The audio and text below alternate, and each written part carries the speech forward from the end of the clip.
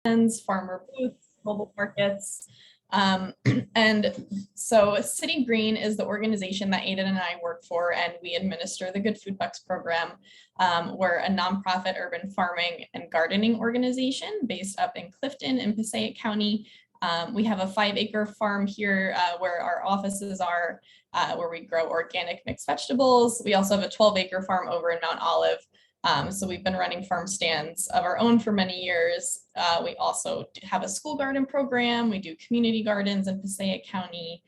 We hold festivals for the community. So really connecting people to food and nature.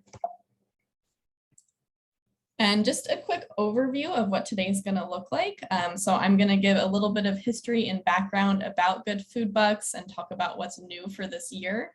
Aiden's going to go over the SNAP program and what SNAP is, and then we'll get into how the Good Food Bucks program actually works at your farm stand. We're going to take a 10-minute break, and then we'll have about 45 minutes of going over how to submit your data to us, and we'll have our outreach team, Jasmine and Emily, who are joining in a little bit, go over some outreach and communication tips and guidelines. And we'll have Q&A at the end, but as I said, feel free to ask questions throughout the session as well. Okay, so the mission of the Good Food Bucks program is to support New Jersey retailers that sell fresh produce to increase affordability of local food. So that means farmers markets, farm stands, grocery stores, CSAs, corner stores. We're really supporting them and making fresh, healthy food more affordable. And incentive programs like Good Food Bucks create greater economic opportunities for farmers and local businesses, while also helping low-income families be able to afford healthier food. So at City Green, we're providing the funding and training and technical assistance to make this program happen. And nutrition incentive programs like this happen all over the country. They happen in every state. So, you know, this is really part of a national movement to make healthy local food more affordable and accessible to everyone. And there was actually a recent study that came out that showed incentive programs increase fruit and vegetable consumption by about 1/4 cup per person, which is statistically significant. It doesn't sound like a lot, but it is in terms of, you know, fresh produce consumption. So there's a lot of evidence for the impact of these programs. So we're very excited that you all are a part of it. Okay, so just a quick history of the program. So City Green started running this back in 2011, so over a decade now, and we were doing it at our own farm stands in Patterson and Clifton with support from Wholesome Wave, which is a national incentive organization. And as we were running the program, some other local farmers markets noticed and you know, gained some interest and wanted to participate. So we started funding those farmers markets in Ringwood and West Milford and Montclair. And the program kind of just started to snowball and more markets were interested. So by 2017, we had about 20 farmers markets participating, and we got some USDA farmers market promotion program funding to promote it. Jump forward a few years to 2020, we teamed up with Fair Food Network, which is another national organization out of Michigan. And they had an interest in this program in New Jersey and started offering incentives at the ShopRite of Newark. So that was like the first big retailer that wasn't a farmer's market in New Jersey that started offering incentives. And last year, City Green took over administration of that program from Fair Food Network. And also received a USDA GusNIP award. So we're super excited about that. We got $500,000 from the USDA, and we're able to raise $500,000 in matching fund to grow this program over the next 3 years. And we're tasked with bringing it to at least 40 retailers by the end of 2024. Which we're very excited about. And we also received another farmers market promotion program grant to market the Good Food Buck program across the state. So that's kind of where we are now. Last year, just to give an overview of the impact of Good Food Bucks, we had about 18 farmers markets and farm stands and grocery stores participating, over 60 local farmers benefited from participating in those farmers markets, and 180 vendors benefited as well. Over $91,000 in good food bucks were redeemed for fresh fruits and vegetables, and over 6,500 shoppers use good food bucks. And the program spanned 10 counties and 23 municipalities. And we're aiming to be in at least 13 counties by the end of 2024. So every year the program's getting bigger and bigger and getting more attention from shoppers and funders and farmers. And again, we're so excited you're participating. I mentioned some of this already, but what's new for this year is that we have this new USDA funding. So prior to this, the program was funded with City Green's own operating funds, as well as some local foundation support. But you know, we're very excited to have the USDA behind us this year. We're bringing more grocery stores into the program, so that's a new venture for us. We're in the process of onboarding Hackensack Market in Bergen County as our second grocery store partner. And we've also been doing some advocacy at the state level to try to get ongoing state funding for nutrition incentives in New Jersey, which is a common practice in other states across the country. So we're trying to catch up. And just a quick mention of our program supporters this year, as I mentioned, USDA, the NEFA and AMS departments, Partners for Health, Russ Berry Foundation, Schumann Fund, Victoria Foundation, Healthcare Foundation of New Jersey, and we have a generous anonymous donor supporting us as well. So I'll pass it off to Aiden. He's going to give some background on what the SNAP program is. Thanks, Lisa. Let me share my screen real quick. All right. So like Lisa said, I'm just going to sort of present a little bit of an overview of the SNAP program and how it relates to farmers markets in New Jersey. So a quick snapshot. Participation in SNAP has actually gone up significantly over the past 2 years throughout the pandemic, and currently we're at about 41.5 million people per month on average in the US, and that includes about 865,000 residents in New Jersey. So another thing that the pandemic saw was an increase in benefit issuance as well. So actually this past year in 2021, benefits were $108.6 billion in total, which was almost double what it was in 2019. And I recently read an article that was that talked about the fact that all of these expansions of SNAP have actually increased federal benefit spending on nutrition by about 33% from 2019 to 2020. So that's a really big jump, and this is attributed to a number of factors. Obviously, they increased the benefit amounts to the maximum for households throughout much of the pandemic, and then also back in last fall in September, the USDA announced that they had reevaluated the Thrifty Food Plan, which is what SNAP calculations are based off of, and found that it wasn't adequate for purchasing and maintaining a healthy diet, and so they actually increased benefits across the board by about 21%, I believe, and so that's resulted in a pretty major increase in average monthly per person allotment. So in 2021, that was about $218 per person, $218, and $418 per household per month. And so and other increases were the pandemic EBT as well, which was a replacement for school meals that we'll talk about in a little bit.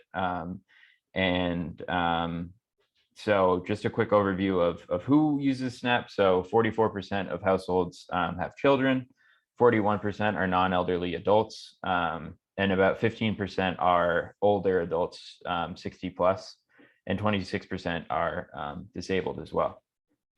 So the Families First card in the top right, I'm sure you're all familiar with it, but this is what SNAP benefits are issued on every month, and you'll have your EBT equipment and swipe it as you would a credit card, and it will you'll need functioning 4 or 5G EBT equipment to process it.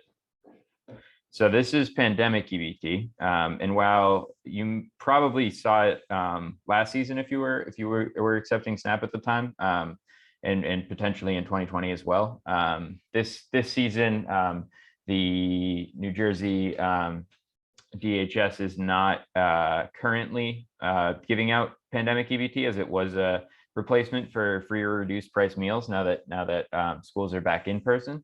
But that said, they have advised families to hold on to these cards, as there is always the potential, if schools need to go remote again at any point, that these benefits are restarted in New Jersey. So NJDHS has released a statement that they're working on a plan to issue benefits for school year 2021-2022 under the new PEBT eligibility criteria. And so you may or may not see pandemic EBT cards this season, but they are eligible for Good Food Bucks. If they do return, you can accept Good Food Bucks for them, and they'll be swiped exactly the same as Families First cards. It's an EBT transaction, and so the process would be the same. The tracking would be the same. You just keep track of the SNAP dollars that they spent, and the Good Food Buck dollars that you issue to them as well.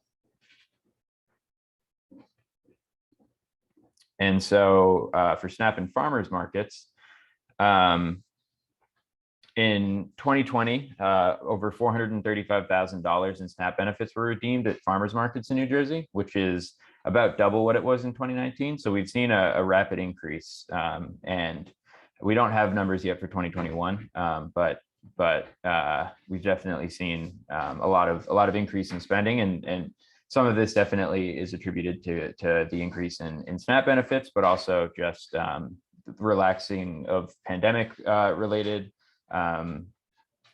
restrictions and things like that as well. And so in total, in New Jersey, there are 53 official farmers and farmers markets authorized to accept SNAP. And in the United States as a whole, that's 4,656 farmers and farmers markets.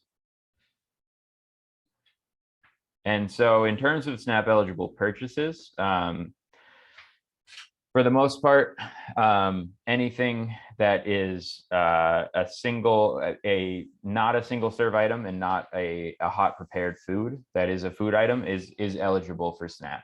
And so those include things like breads or cereals. If you sell those at your farm stand or market, meats, fish, poultry, seafood, steaks, so any sort of animal product that can be used for consumption or for cooking.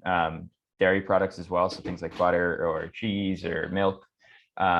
Seeds and food producing plants are also eligible. So if you do sell any sort of seedling at your market, those will be eligible for SNAP. And then in terms of processed foods, things like soft drinks, candy, cookies, snack crackers, and ice cream are eligible. But it's important to note that only if they're not single serve items. So things like cookies, if you have a single cookie at your farm stand that's individually wrapped, that's not going to be eligible for SNAP. But if you have a family package, if it has like 10, 12 cookies or something like that, as long as it's not a single serving, those are still eligible for SNAP. And so things that are not allowed are any non-food items, any form of alcohol or tobacco, pet foods, soaps or paper products, things that you may have at a farm stand. And then also household supplies, so any sort of like cleaner or any sort of other pantry, any sort of like paper goods, any sort of supply like that. And then vitamins and medicines are also not allowed. So if you have any sort of like herbal tinctures or anything like that, those are not SNAP eligible. And then of course, as we discussed, single serve or hot foods are also not allowed. And so one of the examples that's great to use is if you happen to sell something like empanadas at your market.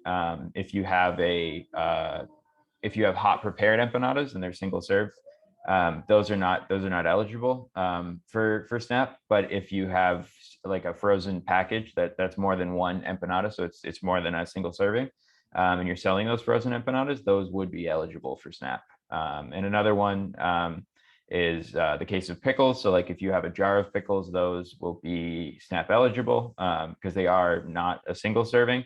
But if you have like a single pickle, like a pickle on a stick or something like that, like those will not be eligible for SNAP.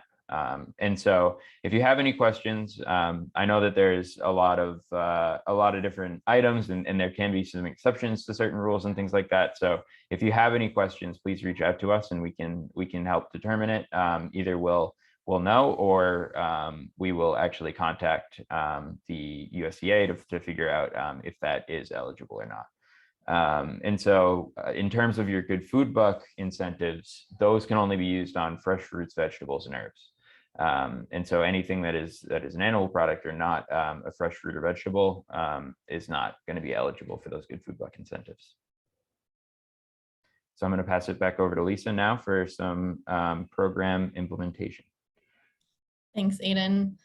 Just off the bat, does anyone have any questions off the top of their head of like an item you sell at your farm stand that you're not sure if it would be SNAP eligible or Good Food Buck eligible?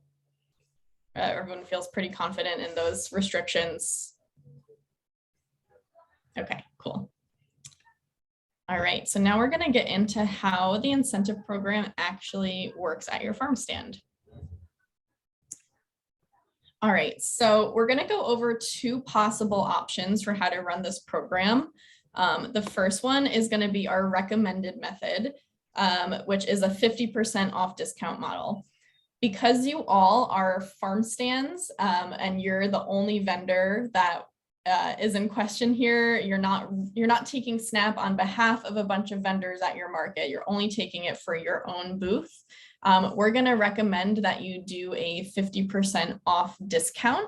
So how this works is the customer is going to shop at your farm stand and pick out their items and come up to you at the cash register.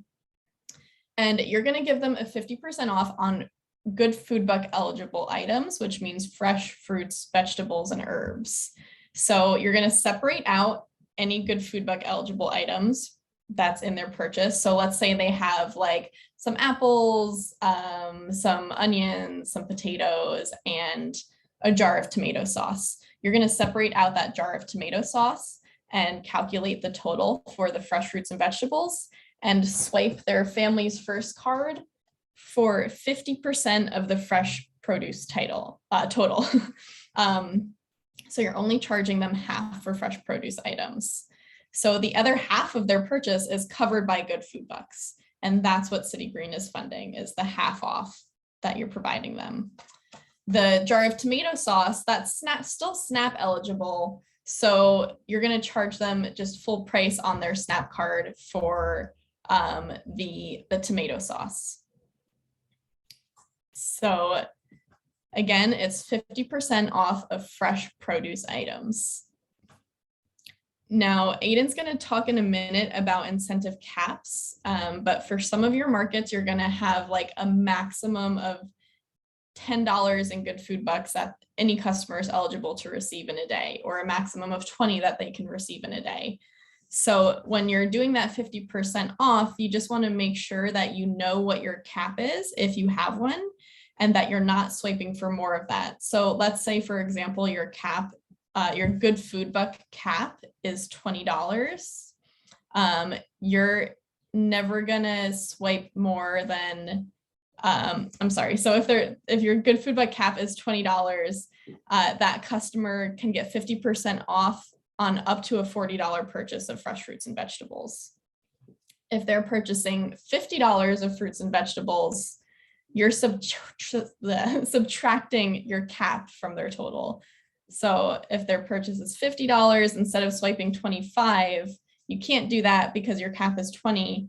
Instead, you're going to subtract your cap from the total. So 50 minus your cap of $20, you're going to end up swiping their card for $30. And then that $20 is covered by Good Food Bucks. And so as you're doing this, you're going to record those transactions in a manual data log, which Aiden's going to show you in a little bit. But essentially, we're recording the amount of SNAP that you swipe in a day and the amount of Good Food Bucks that are distributed and redeemed throughout a day. So that's one option for how to do it, the 50% off of fresh produce. This is what we do at our own farm stands at City Green. And The benefit of it is that your good food bucks are essentially distributed and redeemed in the same transaction. You're not dealing with a bunch of extra like tokens or currency. It's just the incentive is built into the swipe into the transaction. Does anyone have any questions on that? Okay, let me know if you think of any later. So this is the recommended way to do it. I'm going to go over another option. And you all have the flexibility to choose which method is going to work best for you. So another option is to do a dollar for dollar match, which is how like a traditional community farmers market with lots of vendors would do it. So in this scenario, your customer, again, is shopping at your farm stand, picking out their fresh produce and their tomato sauce, their pickles, whatever they're getting. And you're going to add up the total cost of the customer's SNAP eligible items. So in this scenario, you're including the pickles, the tomato sauce, the pie, and the fresh produce into their purchase total, the amount that they owe you. And you're going to swipe their SNAP card for the full amount of their SNAP eligible item cost. So let's say they picked out $25 of SNAP eligible foods. You're swiping their card for $25 and you're giving them good food bucks, this fake currency. It's like monopoly money and a dollar for dollar match. So if they swiped $25 in their SNAP card, you're going to give them $25 in good food bucks that they can then go back and shop again for more fresh fruits and vegetables, or they can save these for the next time they come to your farm stand and redeem them. So again, as you're doing this, you're recording this. How many SNAP dollars did you swipe? How many good food bucks did you give out? And how many good food bucks did you get in at the end of the day? We also have to keep in mind the incentive cap here, which again, Aiden's going to go over in a minute. But if you have a $10 cap, which you're deciding before your season starts, let's say you have a $10 cap, no customer is going to receive any more than $10 in good food bucks per day, which means you're matching up to $10 of SNAP with good food bucks every market day per customer. So this is kind of like a more traditional model, but it does take a little bit more, there's more like pieces to it because you have to print this currency, you have to keep track of what's going out and what's coming in. It's not an automatic redemption. So there's pros and cons to both methods, right? Like if you're doing this, you can't guarantee that you're going to get all of them back, but it might encourage your shoppers to spend a little bit more. So any questions on the dollar for dollar matching option? Yeah, really quick, Lisa, Yeah. I was just, could you just re-explain what you were saying about, so we're swiping on the EBT card all SNAP eligible products. However, not all of those can be matched by good food bucks, correct? They can all be matched. So that's the difference between this and the 50% off method. Is in this dollar for dollar match method, the SNAP purchase, any SNAP eligible item triggers an incentive. Okay. Whereas with the 50% off model, a fresh produce purchase triggers an incentive. Okay, makes sense. Does that make sense? Mm-hmm. Okay, any other questions on this? Could you hold that currency up to the screen again just to see what it kind of looks like? Yeah, and so this, we have this on a slide a little bit later too. I'm going to go through in a second, like the different options. This is our standard currency. It's not the required one, but this is like what City Green can print up for you if you so choose. And these files are all available to you. You'll be receiving them. Yeah, so let me get into those currencies. I'll jump back to this in a second. So I'm gonna skip this here. So if you choose to do that dollar for dollar matching option where you're giving out good food bucks, like physical good food bucks, there's a couple different options for how you can represent good food buck dollars. One of them is the standard Good Food Buck currency that we were just looking at.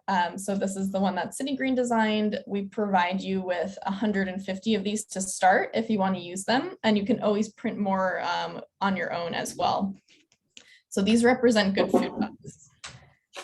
Another option that a lot of farmers markets will use are wooden tokens, which look like this.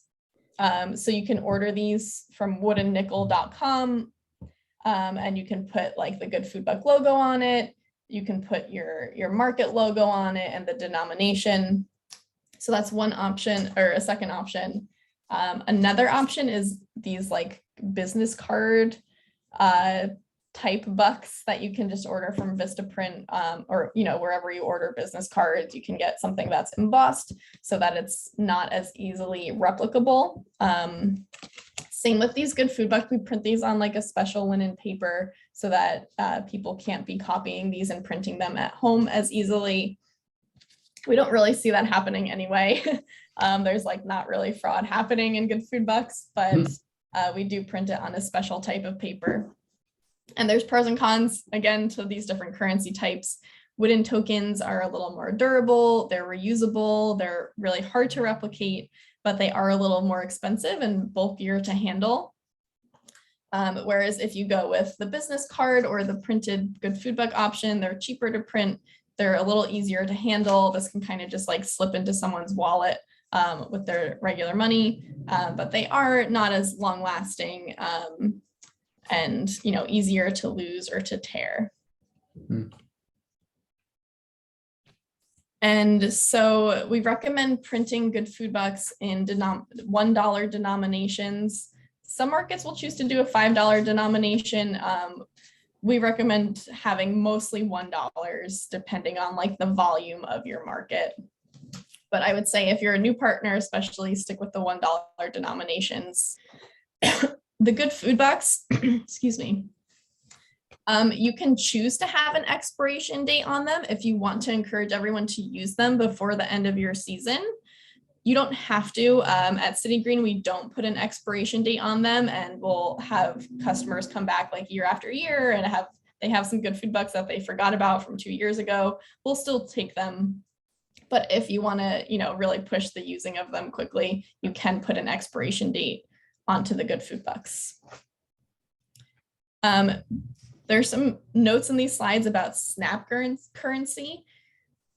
Because you all are farm stands and you're not like swiping on behalf of other vendors at your market, you don't need to print SNAP currency. They're just redeeming their SNAP directly with you. But just be aware that like when you're looking at these slides, we also do this presentation with farmers markets, and they also need tokens or a currency to represent their SNAP swipes. But that does not apply to you all. You only need Good Food Buck currency. Okay. And I'm gonna go back here. I'm just gonna reshare because my screen is freezing up here.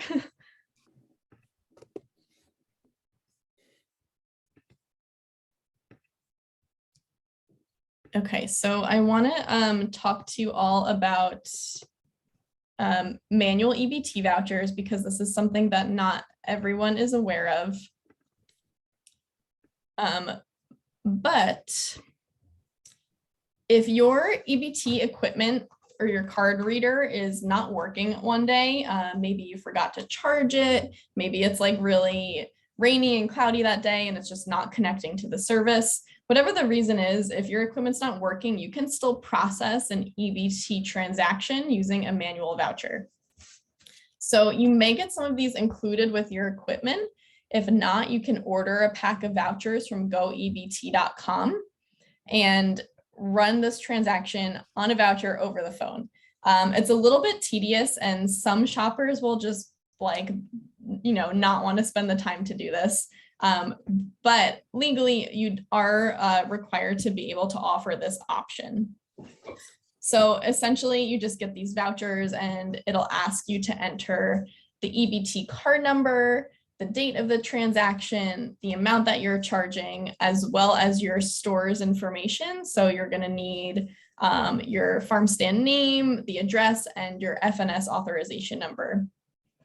So you fill out as much information on the voucher as you can. You're going to call this hotline number. And we have this in your packets for you as well, but if you want to make note of it now, feel free to. And basically you'll call this number and it'll prompt you to key in the card information and it'll read back to you an authorization number. You're going to fill that authorization number in these boxes in the middle here. You'll sign the voucher, the shopper's going to sign the voucher, and then you each keep a copy of it. Now, when all that is done, when you get back to your office and your machine is charged, it's up and running again, you do have to what they call clear the voucher on your equipment. So your equipment will have an option of like manual voucher, and you enter the voucher information onto your machine. And you do have to do that within 10 days or 15 days, depending on your provider. It's usually 10 days to be able to actually receive those funds. So it's a little bit tedious, but just be aware that this is an option and you should have these manual vouchers available in case your equipment is not working. Okay, and I'm gonna pass it off to Aiden, who's gonna talk about incentive caps.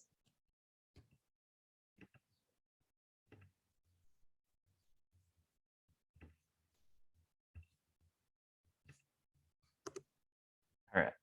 Can everyone see my screen? Okay, awesome. So like Lisa said, we'll talk quickly about incentive caps. And so incentive caps are something that certain markets will put in place depending on your funding and the size of your farm stand or how many, the size of your customer base. And so generally we choose like sort of round, easy to remember denominations. So either like 10, 15, or $20. And usually it's either 10 or $20 that we see most often.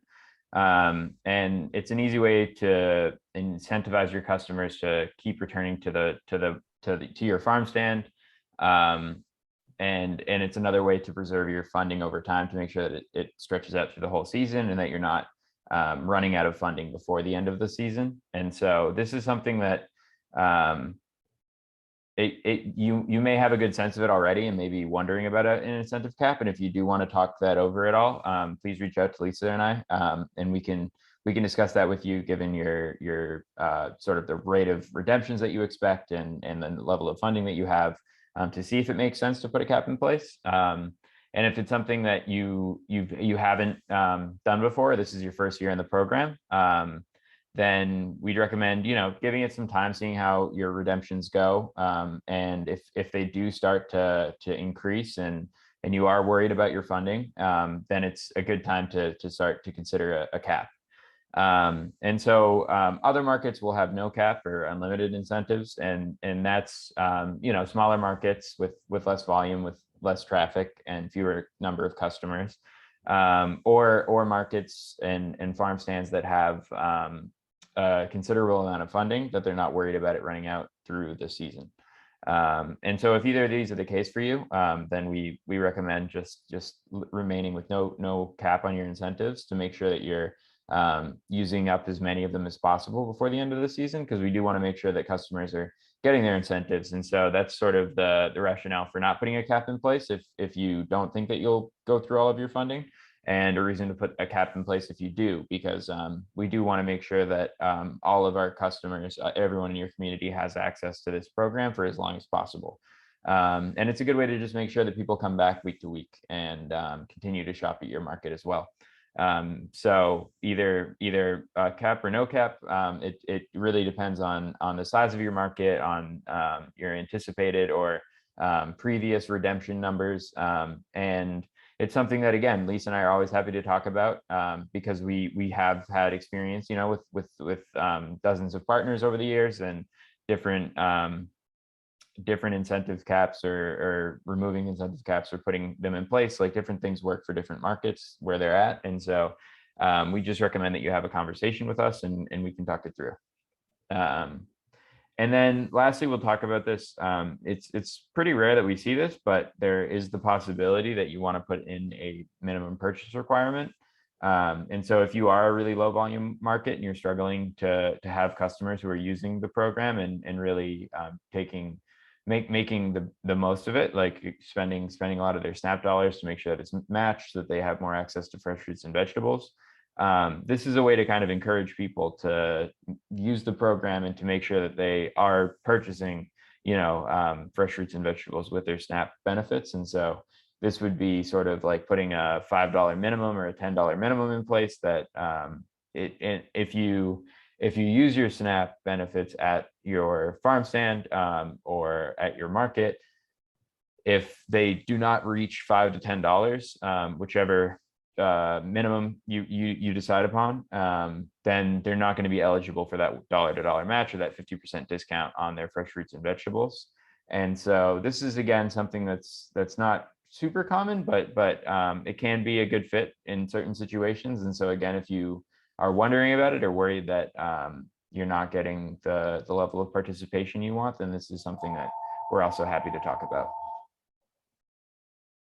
And so I think Lisa covered some about the SNAP currency. Do you want me to?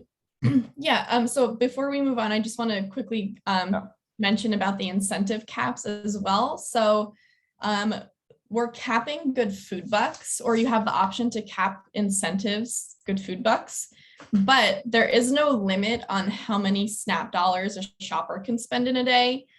So like theoretically, if you had a shopper that had $100 on their SNAP card and they wanted to spend it all at your market that day, you can't restrict them from only spending a certain amount. You can only restrict how much you're matching with, but you can't tell them that they can only spend like $5 on their EBT card. They can spend as much off of their EBT card as they would like. So just be aware, you can't cap SNAP dollars, only incentives. Yeah, and then we'll skip to communicating with your staff who are going to be helping you to operate the program. So many of you will have other people implementing this program during the season. It's usually not just one person. You might have staff in and out, or summer interns who are helping to do this. So communicating with them and training them is really important to make sure that this program is happening accurately. So have a meeting with your staff before the season starts to make sure they understand what this program is and what SNAP is, what the benefit of running an incentive program is, and why you're doing it. And most importantly, they should know what items are SNAP eligible and which items are Good Food Bucks eligible. So they need to know how to do those transactions, that 50% off discount or that dollar for dollar match that we were just discussing. And we recommend having like a cheat sheet out by your register. You can just like print out and laminate the list of SNAP and Good Food Buck eligible items and have it right in front of everyone all the time, just to make it like something quick and easy to refer to. And feel free to, this presentation is getting recorded and you'll have the slides. So if you want to have them watch this or read through the program guide, that's a great way to do it. If you have any questions or want Aiden and I to speak with other staff members, we're happy to do that as well. And it's also important to be open to feedback from your staff if you're not the one that's there at the farm stand running it. Listen to any input they have or feedback. If they say, hey, this isn't going so well, or we could use some support in this area, make sure you're open to, listening and making sure that everyone knows how to do it and that it's working for not just the customers, but for you as a farm stand as well. Anything I missed on this, Aiden? I think we're good. Okay. All right, so we're a little bit ahead of schedule, but we're going to take a quick 10-minute break, go use the bathroom, grab some water, and when we come back, we'll go through the data entry process, which is important, and then some outreach and communication guidelines as well. So we'll see everyone in 10 minutes.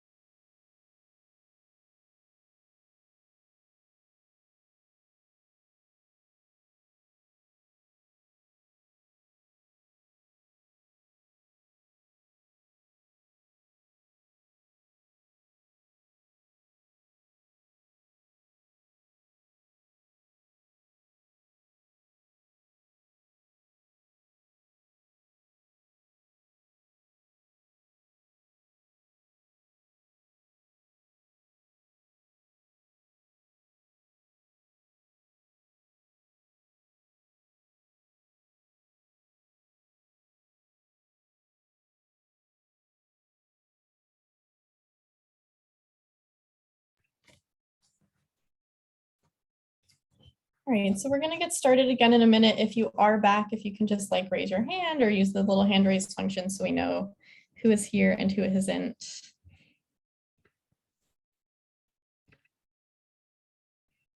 Scott, hi, Morgan, Kyle, Desi. Give it one more minute to let everyone kind of trickle back. Hi, Lisa.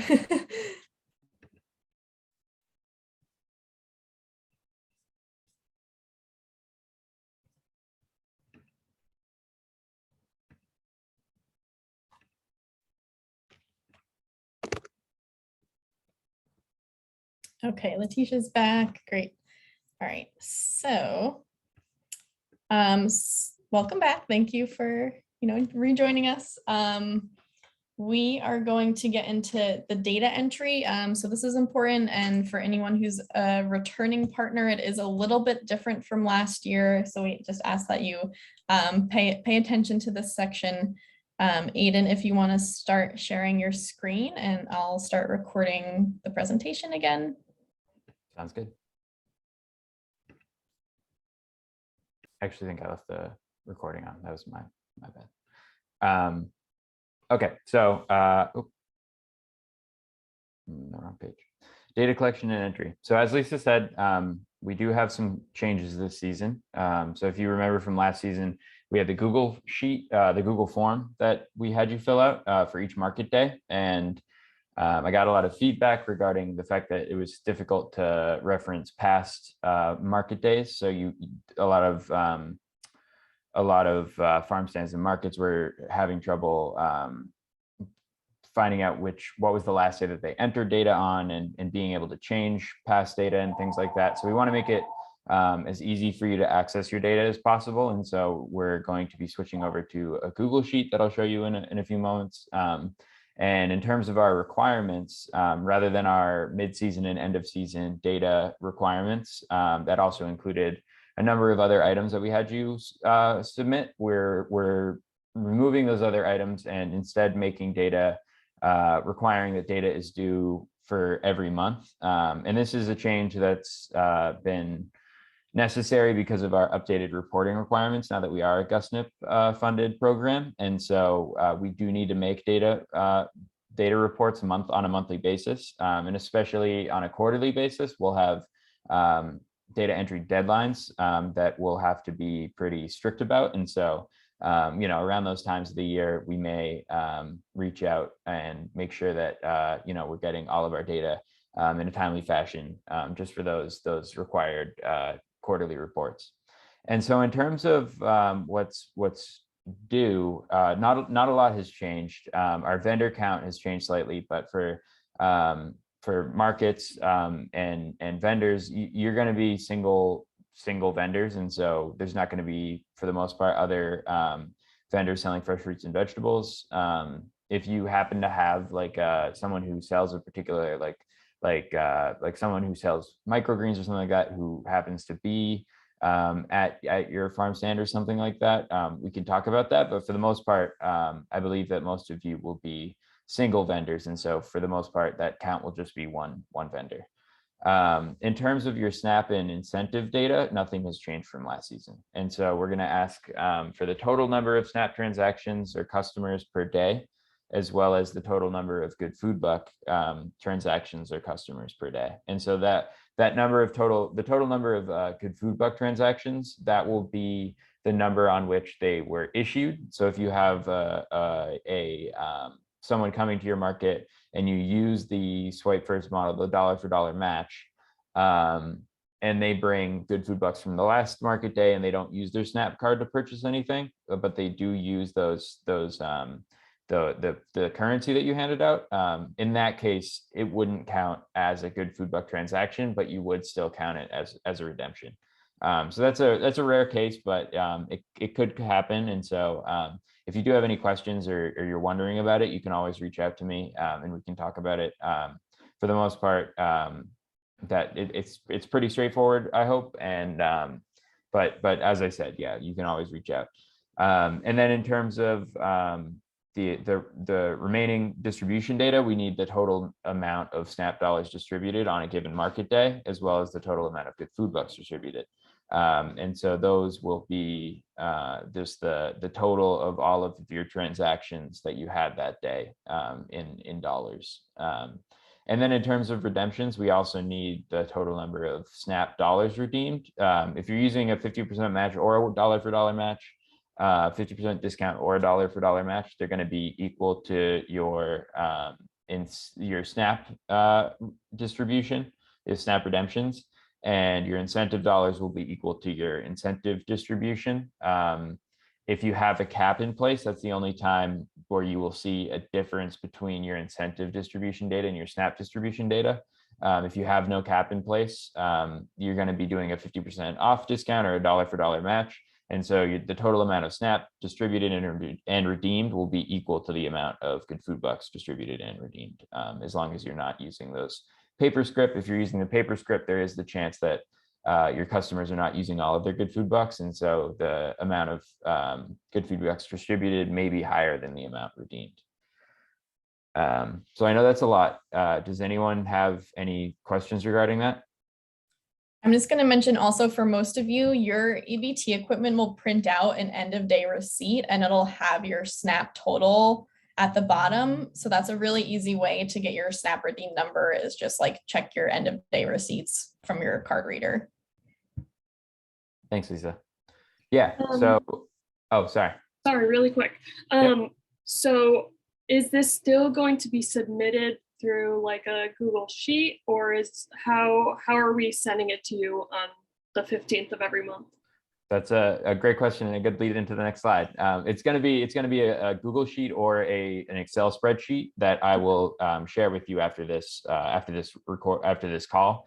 And so that's where you'll be recording your data and then submitting it to me on a monthly basis. If you're using the Google Sheet, you don't have to submit anything because I'll be able to see it in the Google Sheet.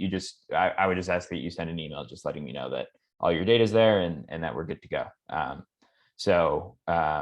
As I said, so really quickly, we're just going to go over the transaction log so you can keep track of it, and then we'll get into the oh, this is not showing the updated box, unfortunately. One second, let me really quickly. So the first things that Aiden is going to go over are like your at market transaction log. So transactions that you're recording as you go throughout the market day. And then the second set of slides is going to be how you're sending that data to us through a Google Sheet or an Excel spreadsheet. So it's kind of two steps, like what you're recording at market and then how you're sending it to City Green. Exactly, yeah. One moment. Sorry about that. I have a question. Okay. What is the limit for the cash money that you can get on each order? So they can spend as much of their SNAP dollars as they would like for the Good Food Bucks. You'll have, each partner has in their grant agreement the maximum amount of Good Food Bucks for the season. And then like if you want to install a cap, that's up to your market. So you can limit it to up to $10 per customer per day or up to $20 per shopper per day. But in your MOU that you received is your maximum amount for the season. Yeah, and like we talked about too, if you have any questions about a cap, if you think that it might be necessary to make sure that your funding stretches throughout the season, then just reach out to Lisa or I, and we can have a conversation and figure out what's going to make the most sense for your market. But there is no other restriction other than at the end of the season, like making sure that you're not going over your allotment for that season. Does that answer your question?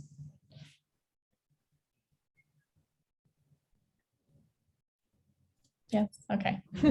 Okay. Yeah, and in terms of the SNAP distributed, in terms of a limit for SNAP, like Lisa said, you can't cap SNAP transactions. The customers can spend as much as they'd like. And that is an EBT transaction. So that's not money that we're going to have to reimburse you for as well. Thank you. Yeah. Yes, that it answered my question. Thank you. Okay, awesome. Thanks, Rosanna.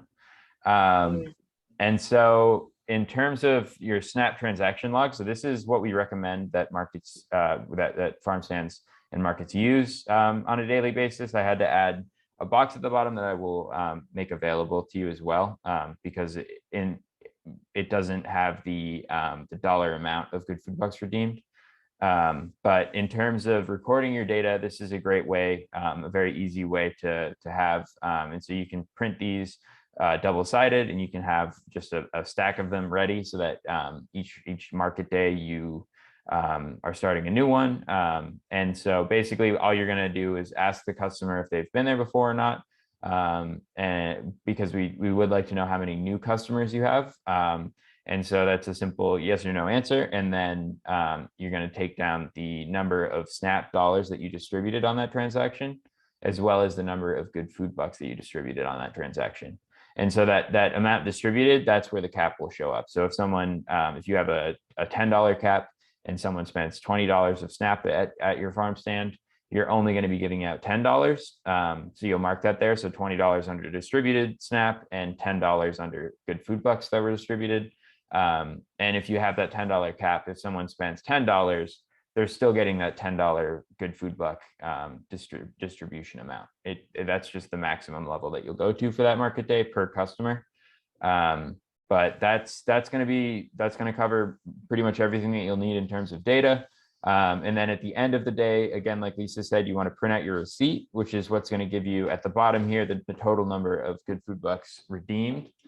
And then for your daily distribution totals as well, you're going to also record the total amount of the tokens. Well, it won't be SNAP tokens in this case, it'll just be SNAP dollars that you distributed. So that's the number of SNAP dollars that customers spent at your market that day.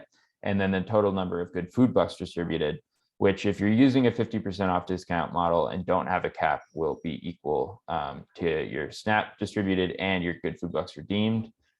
If you're using a dollar for dollar match, that's where there could be a difference between your total number of Good Food Bucks redeemed and your total number of Good Food Bucks distributed. And then you're just going to keep track of the total number of transactions. That will be your customer count for the day, as well as the total of new customers who haven't been to your market before. And those pieces are what you're going to submit to me for your data requirement. And so as Morgan was asking about, we'll go to entering your data. And so and I just want to jump in real quick just to like clarify, when we say SNAP distributed, we mean the number of SNAP dollars that you've swiped. So think of SNAP distributed as SNAP swiped. Thanks, Lisa. Yeah. Okay.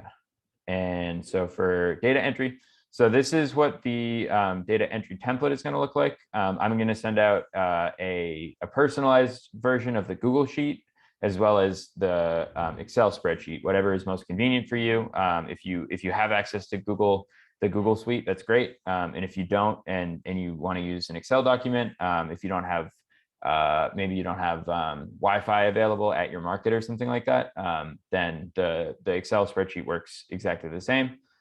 So really quickly, I'm going to move over to that document so I can show you sort of a sample of how it actually works. Okay, so this will be the Good Food Buck data entry template. And let me really quickly clear out these rows. So you'll see here on this monthly summary, I have written do not edit, but it's actually locked behind a password, just so that you don't make there aren't any changes made to this because they're all formula based. And so right now you'll see these errors. That's because nothing's entered at the moment, but as soon as you start to populate it, these will automatically calculate based on your monthly tabs at the bottom here. And so if you're a market that starts in May, you'll start with your May tab of your spreadsheet, and you'll start entering your data starting on your first market day and entering one line of data for each market day. And so for this example, for a market that does start in May, if say your first day is May 7th of this year, you'll enter the date of that market day, your number of fruit and vegetable vendors, which again, unless you have someone who is selling like something at your farm stand for whatever reason, it's very unlikely. For the most part, you'll have a single fruit and vegetable vendor, which will be yourself.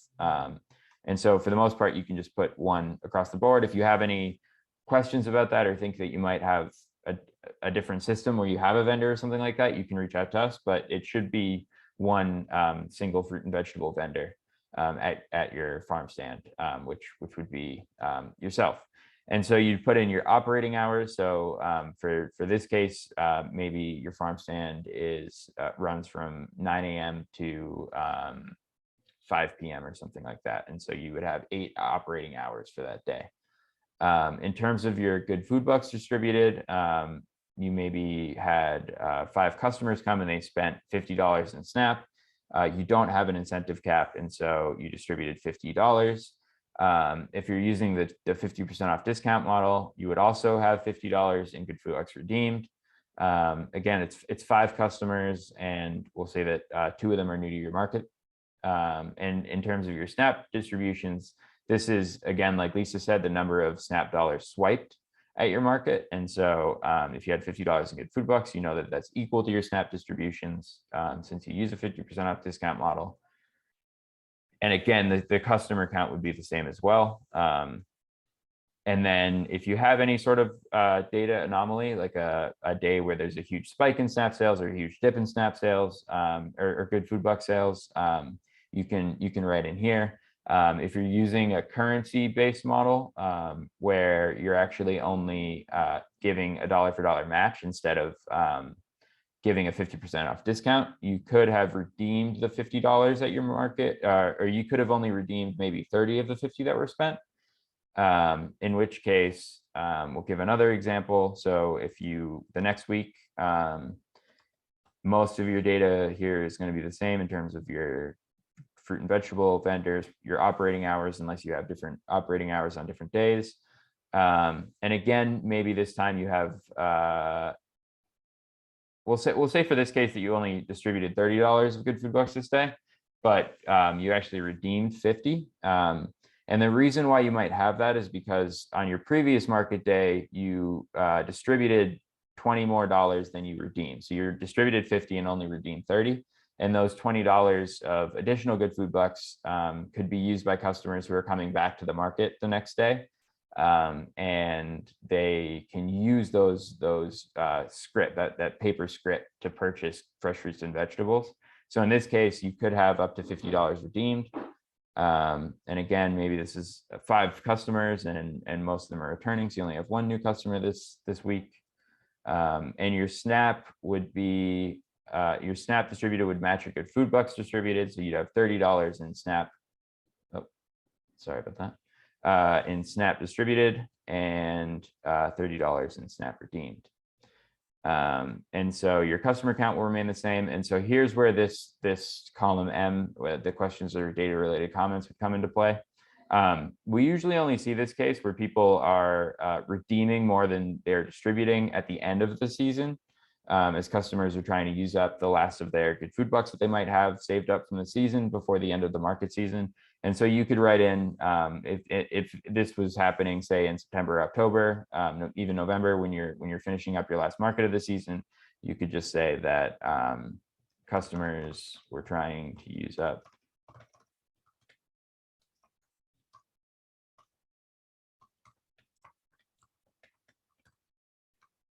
before the end of the season. And so we had more good food bucks distributed than redeemed, something like that. And that will just have a record so that when we go through and we're looking at it, we understand, what the spike or the dip was related to. And so once you enter your data like this, there's nothing that you have to do beyond that. You'll see at the bottom, here's where the totals are. Again, I have written do not edit, but I've protected these fields, so you shouldn't be able to edit them. And you'll see that everything is automatically either averaged or totaled at the bottom, depending on the field.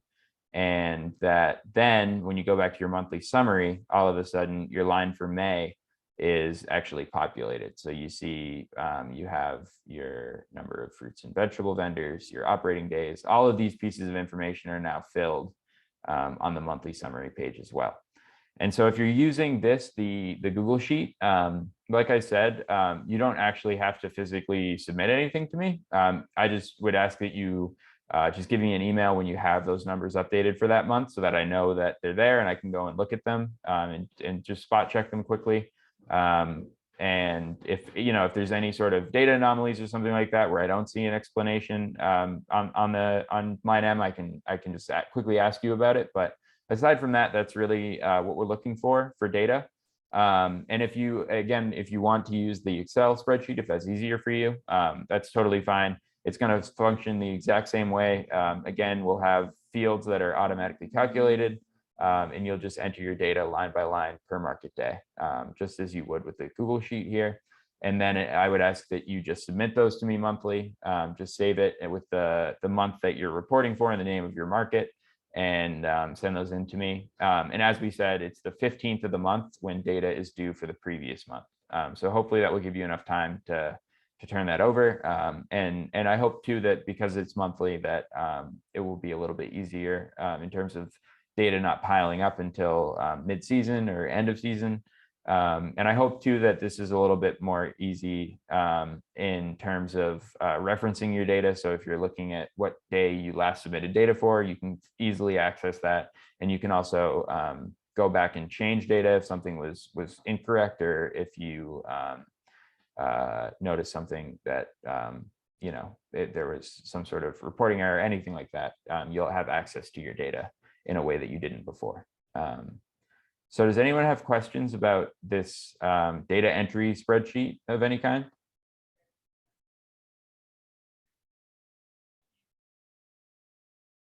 Okay. And so Aiden's going to be following up after our meeting today with customized spreadsheets for each of you. So you'll receive all of this information in a follow-up email, and we'll have your program guides and communication toolkits were sent to you right before our meeting today. And all of these resources are going to be available for you to look at and download from our website by next week. So we'll make sure that you all have access to everything that you need prior to your markets starting. Yeah. Yeah, awesome. So I'm going to pass it over now to Jasmine for our outreach and communication section. Hello. Hi, everybody. How are you? I'm Jasmine Moriano. I'm City Green's Director of Community Engagement and Advocacy. I'm very happy to be speaking with you all today. This is a really exciting training for us here at City Green. I've been working with Lisa for many years on these trainings, and this is the first time we've had a farm stand, I'm sure you heard them say farmers training. So it really feels like a milestone in the program to be able to speak directly with you about all of the great resources and opportunities that we hope that you can take advantage of. So let me begin. Oh, Aiden, I think I need screen sharing. Okay, hold on. Sorry about that. I think it should be okay. I just switched it. Okay, thank you. Thanks, Lisa. All right. So outreach is a word that people use all the time to mean different things. It could mean try to mean public relations or marketing or advertising. But the essence of what outreach really means is starting a conversation, having a two-way communication between yourself and then other community partners and other individuals and other groups of people. And the point of outreach is really to create understanding and then to promote program participation, right? And so we're all here because we believe in this, and we want more people to take advantage of the opportunity that Good Food Bucks offers. So outreach involves reaching out to people who are not currently using Good Food Bucks and providing education and information about the program. And so just when I think of you, and your community that you're doing outreach with, I think that also means other farmers as well as customers who utilize SNAP, right? Because the beneficiaries of this program, we really see as customers as well as growers in New Jersey. So City Green does a lot of outreach on behalf of this program. We've been very fortunate, Lisa and our grant writing team have been very fortunate to secure funding from the USDA to do a lot of this more expensive, big outreach for the program, but you yourself can do some outreach when you're out and about in your community, you know, when you have somebody from your team possibly posting to social media. And then if you have, you know, any access to groups of people, whether they be through coalitions or other organizations that you might participate in, that also are good avenues for outreach.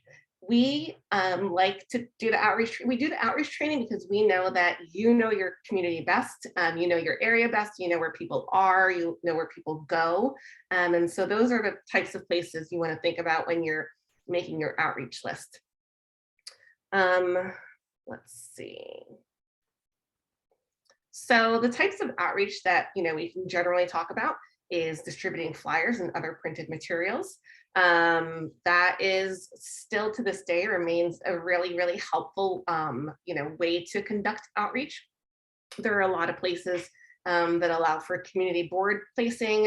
You know, most stores in the small, like Main Street type zone do let you post flyers. The grocery stores over here let you post flyers. Coffee shops let you post flyers. So there's a lot of ways to distribute flyers and get them out. Faith-based institutions and organizations distribute flyers, and of course, you know, having them available at your farm stand so people can take them and share them with their wider community. Just by show of hands, is anybody here have some sort of like a marketing team or an outreach team, or anybody covering that for your job, running your social media accounts or anything like that? 1, 2, yes. Okay. All right, good. So this is really going to, you know, we'll have this information and they can always reach out to us to help those folks, or if that's you, kind of think about things a little bit more differently and adding to your social media presence. You can also speak face-to-face with individuals. You know, if you're the face of your organization or your firm, you know, you can be the best representative for the program as well. Activating your partnerships, and then engaging with local press as well. And, you know, do you have good relationships with your, you know, anybody like municipally or your local library or your local rec department? Those are all places where this target demographic of like heads of household that are shopping, purchasing, making the food purchases would also could also be.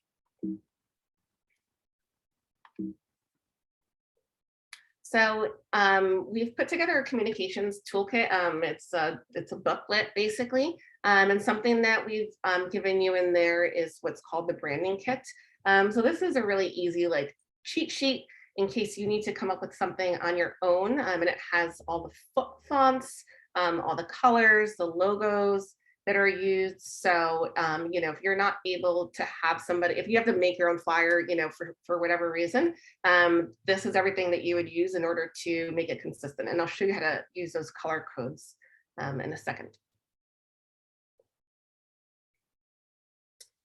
Some of the standard language around the program, you'll also find this in the toolkit.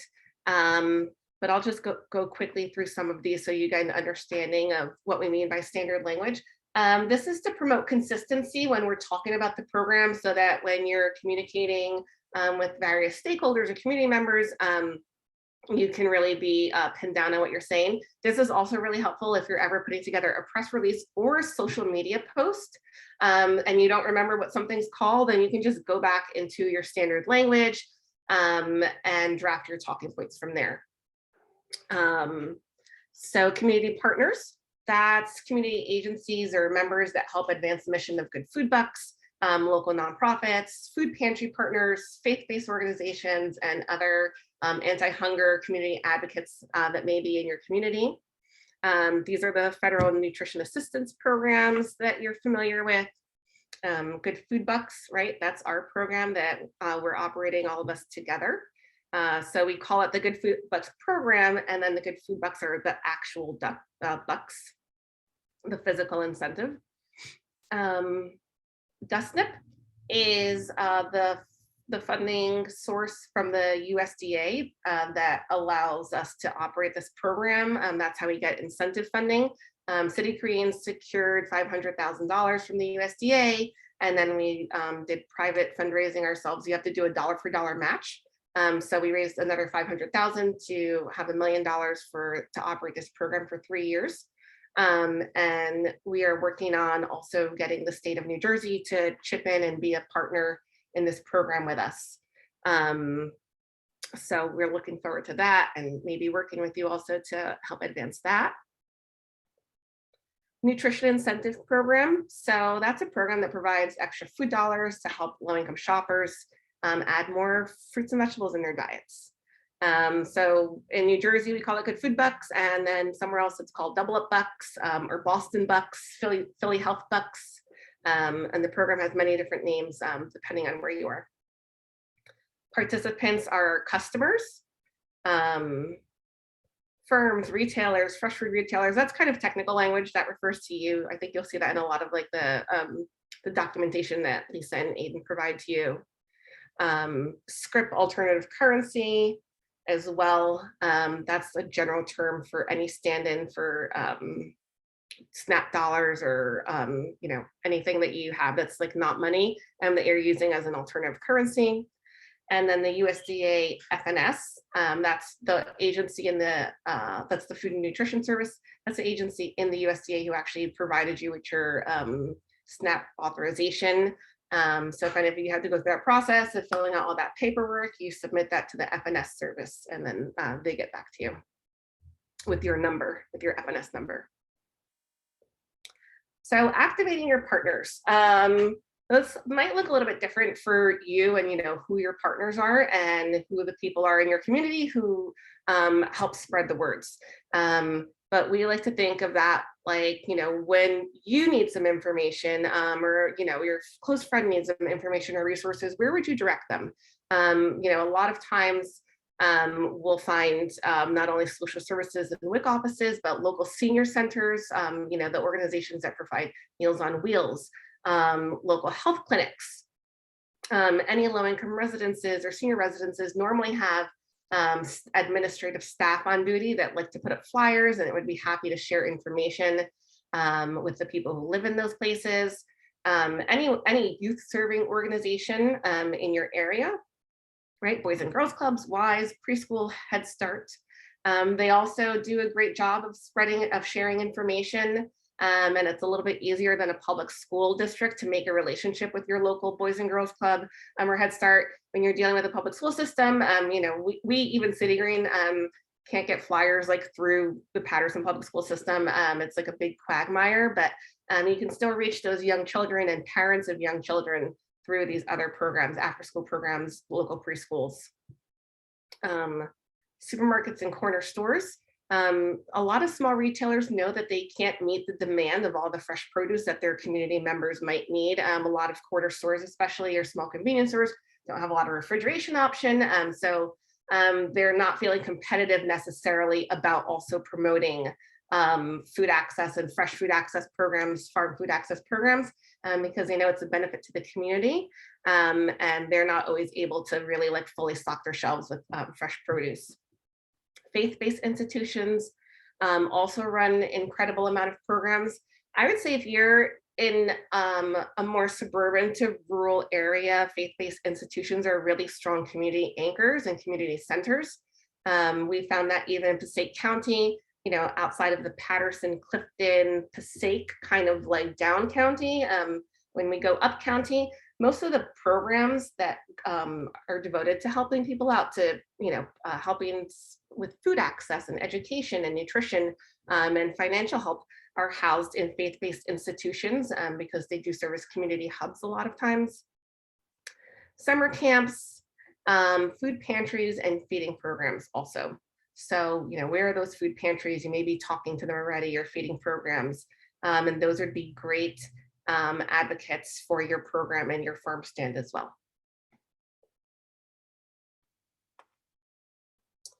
So if you're not posting to social media or you just like, need some guidance on what do you think is good, I think that like New Jersey produce is beautiful and we have some really like peak seasons. What I've been suggesting is to build yourself a stock photo body.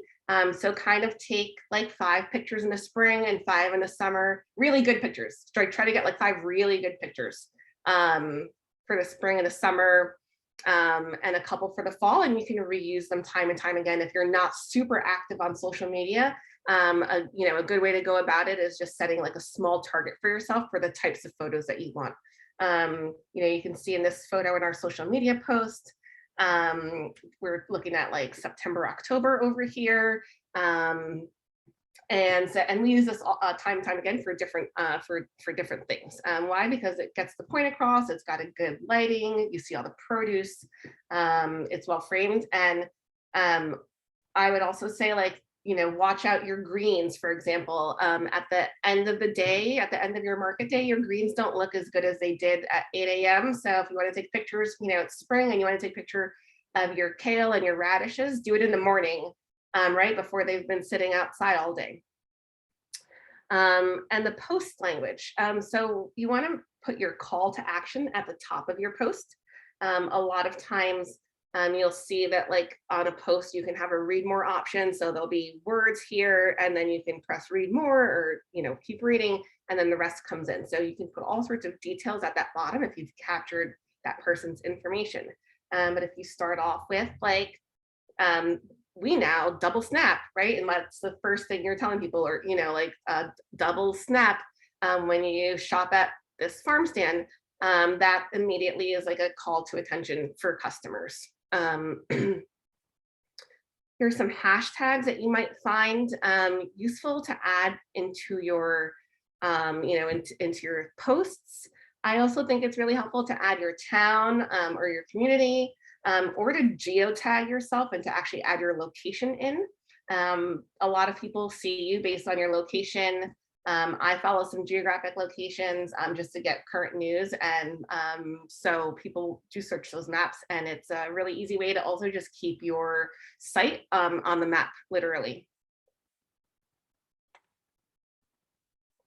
That's how, those like the tulip farm, I found out how to get there, right? That everyone was posting to Instagram all those photos of them in the tulip fields, and you can search the geotag, and I knew that it was like 90 minutes away and we were going to go over there. So the geotags are really helpful. Here's another example of a good social media post. This is a classic farm stand angle, where you have the side profile of the customer, side profile of the farmer, and then the row of the table in front of you with all the high contrast colors. This is nice because you don't necessarily have to take a customer's photograph to capture a photo like this side profile. So, you can definitely do this and still, not have to be afraid that you're gonna blast people's faces all over social media if they don't want it. And something really exciting that I know a lot of businesses undertake is boosting posts to social media. So if you have one of your opening day post, or I'll show you a post that we have a template for you that that we accept Snap and Good Food Bucks. And you can actually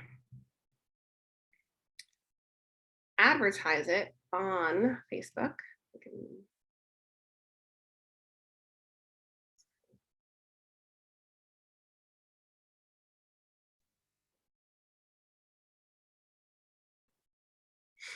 Okay, here we go.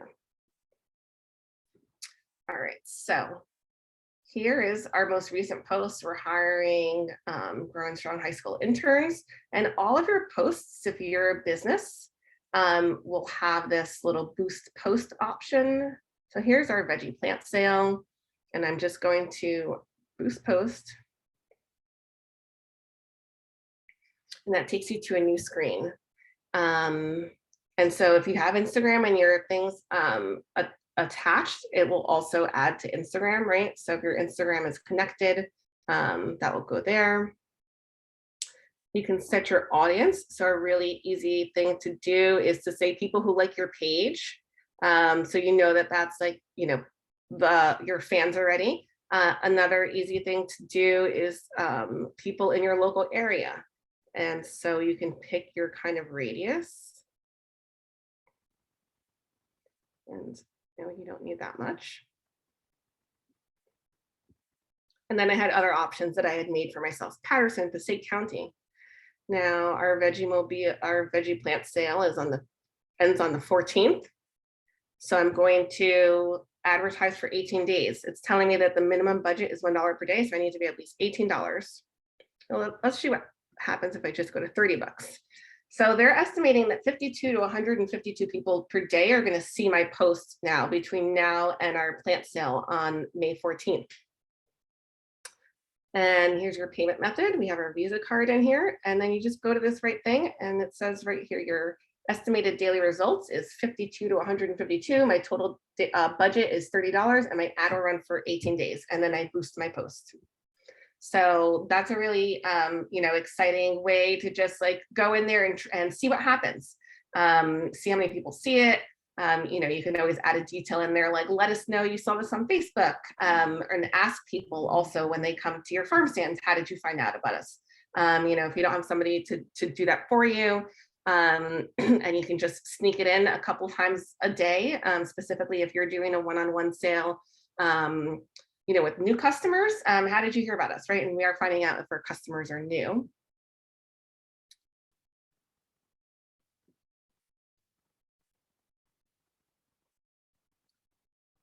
Okay, and then we'll go into our Canva. Oops. I just want to show you some more examples of good photos that we've taken, and then we've also collected from partner markets and farm stands. The top left, the Greenwood Avenue, is also a great example of how to not get a customer's face. You can take pictures of your customers, from behind, interacting with the Good Food Buck program, or shopping. Over on the right-hand side, we have our staff. Those are always great. Audience members on social media, on Facebook and Instagram, really love to see faces. So whatever you can do to get somebody's face, whether it's somebody on your team, or a customer that you've asked, if you can post them to social media, or any local official who comes by your farm stand, faces really do a lot more, like they do better traffic and they get more exposure, and the quote unquote algorithm likes faces. And then this bottom left one is a fancy photograph that we had somebody help us out with. Okay, so I'm going to show you the parts of the Canva. So this is like putting your post on social media. Now, you'll have access to all these templates, and Canva is a service that you can create your own flyers in, your own social media posts in. It's free to have like a starter version, and then you can pay for the professional version, business version, which is $12 a month. But you don't really need to do that. I have my own personal Canva that I use for free, and I'm able to do a lot of work on there. So one item that you'll have access to is this customizable poster. I'm just gonna delete this right here. So at the bottom, we've left this blank spot, and that's for you to add whatever information you want to. So I have, here we have some, maybe there's another partner, your county is your partner, also in your farm stand, or has provided, funding to do your Good Food Bucks program. So I just added our county logo into there. And all these logos I just dragged and dropped in from my computer, but you can, you have an upload button over here. You have a text over here. And I'm going to add some information. You can't see it because the text is white. So I'm going to use the orange from the Good Food Bucks. I'm going to make this bigger. And then just go to my font that I know that we use. It's called Archer Bold for the program, and now it matches, and it's going to say Farmer Alice. This is stand. Mondays at from 2 to 7. Okay. And from there, you can hit the share button, and it allows you to download it. So you can download it, so you can print it. You can share it with your friends. You can email it. You can send it as a link. People can see it. And you can download it as a PDF or as a JPEG. So that's something that's really helpful. And that will be yours. Then this one is also really fun. So I'll show you how this works. So when you're using Canva, so you'll have this, and maybe you have your own logo or you don't, and you're gonna see that when you get these templates, that there's this like sky and field, and that means that it's you can put a picture in there. So let me just show you though quickly, like Canva's suggesting this to me. This is from their pro offerings, but there's a lot of images that look like this that you would be able to also just put your farm stand location into and post it to Instagram if you want to.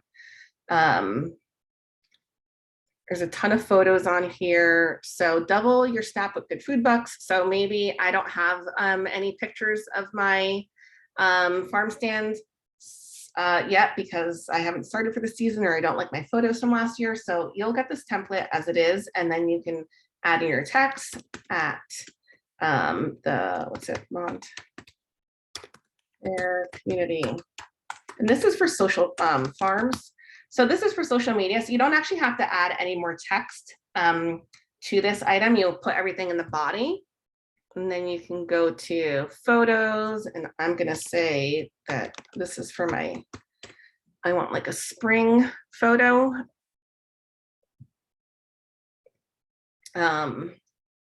And so now I have this and I can post this to Instagram, and it has kind of all the information. Double your snap with good food bucks. Maybe I just want to put a picture of a farmer's market though, because people don't necessarily know I put radishes on my photo. So I can take this one right here.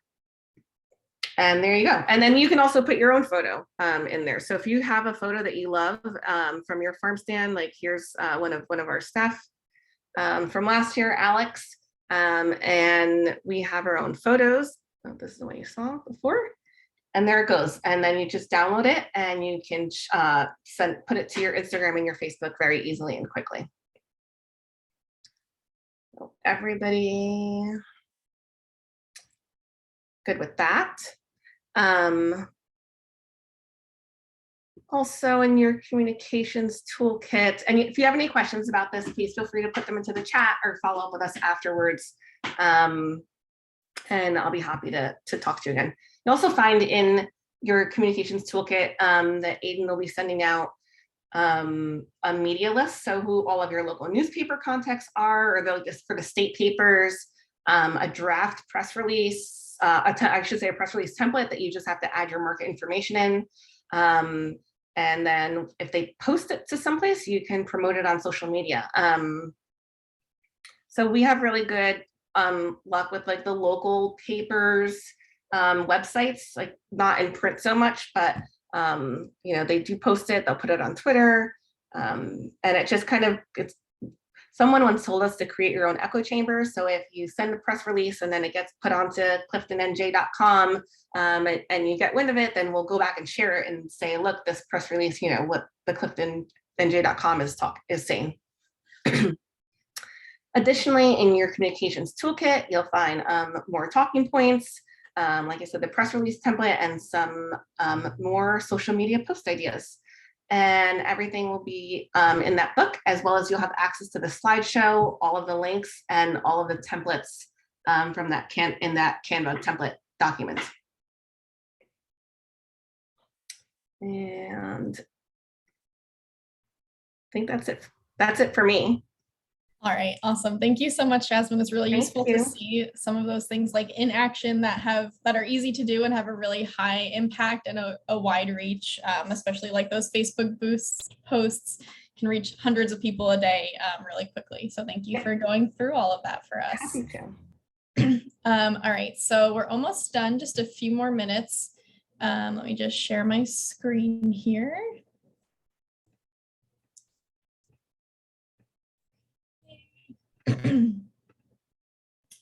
Okay, so through our USDA FMPP grant, we're excited that we were able to grant every Good Food Buck partner $500 in outreach and marketing funds this year.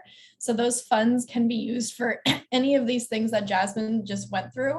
So if you want to print up some flyers that talk about the Good Food Bucks program, posters, your Facebook and Instagram ads, any of your outreach printing costs if you want to take out an ad in your local newspaper. All of those are eligible to be funded with your outreach and marketing funds. You can also use this funding to print incentive dollars if you're using the one-to-one currency matching system, as well as your data collection tools. So if you want to have those sheets printed out in front of you at the market that Aiden went through, you can use these funds to apply to your printing costs, direct mail campaigns, basically any type of outreach or program tools that you need can be applied to this funding. If you're not sure if something's eligible or not, just let us know, reach out to us and we'll tell you if it can be applied to the fund or not. We'll just ask you to submit any of your outreach expenses to us at the end of the season. We do have an expense log, which will be available for you to download, and you can kind of just quickly put in what you're charging to the grant here, such as posters or a banner, and your total amount that you've used for the season.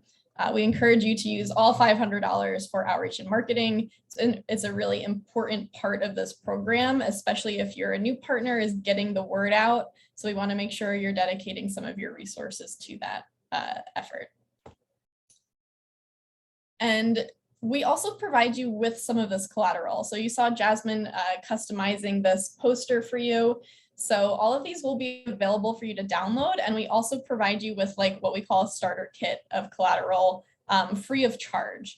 So after this meeting, Aiden's going to follow up with a form, like a Google form order entry.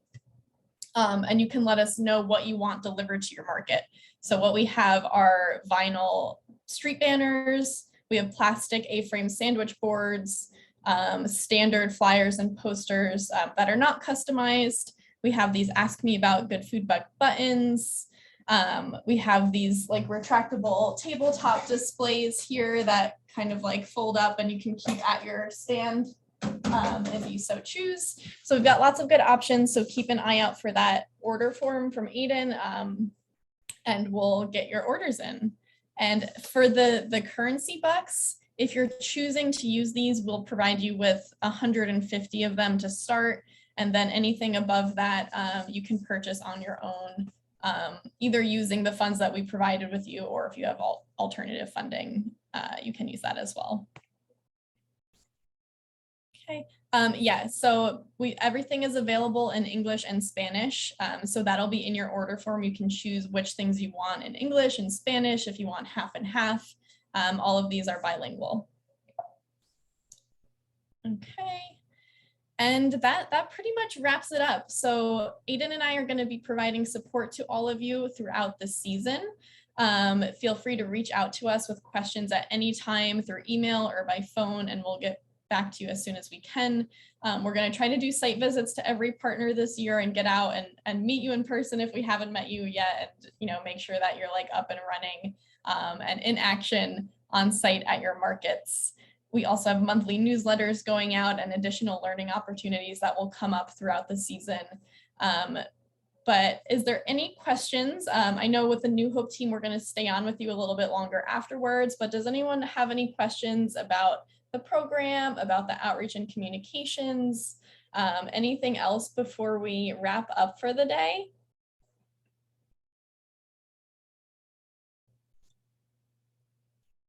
Okay. So I'm not seeing any hands or anything. I don't see anything else in the chat, but we're always here. So feel free to reach out at any time. All of these materials are in your program guide and communications toolkit. And if they're not, we will be following up with additional items. We're still tweaking a few updates on our website, but everything's going to be available for download by May 1st. So again, just make sure you're looking up for that follow-up email from Aiden. And your signed MOUs are due by April 30th, which is the end of this week, if you have not sent them in already. So thank you all again so much for coming and taking time out of your day to attend the session. We really appreciate it and look forward to working with you all.